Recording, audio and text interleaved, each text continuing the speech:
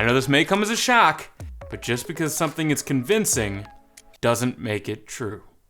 Before Aristotle, we were convinced that the Earth was flat. Some of you still are. In 1995, a jury was convinced that OJ was innocent. In March, we were convinced UFOs weren't real. And in May 2020, the world is convinced that Carol Baskin killed her husband. Jury's still out on that one. Really though, I've seen a lot of videos and articles being passed around lately with little to no credibility and being touted as fact.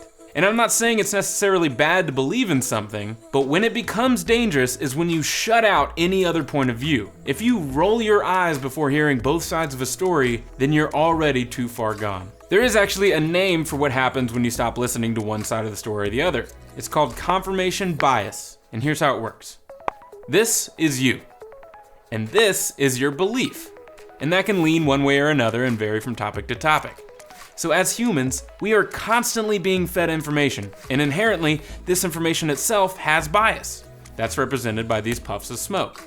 Now, confirmation bias happens when you start to lean one way and you decide to shut out certain information, creating this echo chamber of only information that backs up your particular point of view. And this can snowball really quickly. That's how all conspiracy theories are born. That's how extremist groups like the KKK and the Nazi Party are born. And that's what's happening in the US, deepening the divide between Democrats and Republicans. What's even more dangerous than that is when you start to believe that legitimate news sources are the sources of misinformation. When you adopt this idea that because something is credible, that makes it not credible. You confuse misinformation with mass-information. That is the slipperiest of slopes and a sure path to the dark side. Was COVID-19 created in a lab?